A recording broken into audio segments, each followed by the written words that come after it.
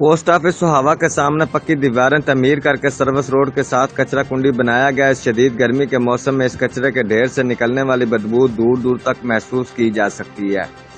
خصوصاً کرب و جوار میں رہائشی مکینوں کو بے حد تکلیف کا سامنا ہے۔ سارے بازار کا کوڑا کرکٹ اس کچرا کنڈی میں جمع کیا جاتا ہے۔ ڈاک خانہ اور ملکہ گلی میں آنے والے مرد و خواتین کو اس کوڑا کرکٹ کے ڈھیر سے جو سروس روڈ تک بکھرا ہوتا ہے کہ اوپر سے گزر کر جانا پڑتا ہے، جس کی وجہ سے ان کے جوتوں سے چپک کر یہ کچرا ڈاک خانہ اور اس سے ملکہ گلی اور بازار تک پہنچ جاتا ہے۔ عوامی حلقوں نے ہمارے نمائندے سے گفتگو کرتے ہوئے اس کچرا کنڈی کی جانب توجہ مبذول کروائی اور انتظامیہ تحصیل سہاوا سے استدعا کی ہے کہ خدارا یہ بیماری جو آپ نے ہم لوگوں کو تحفے میں دے رکھی ہے، اس کی بھیانک بدبو سے ہمیں نجات دلائی جاوے۔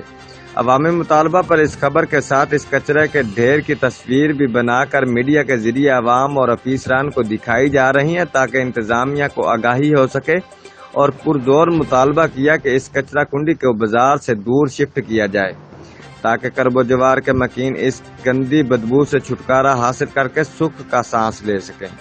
Report Malik Manzoor Ahmed Awan, bureau chief Geo Express News, Sohawa, ضلع جہلم۔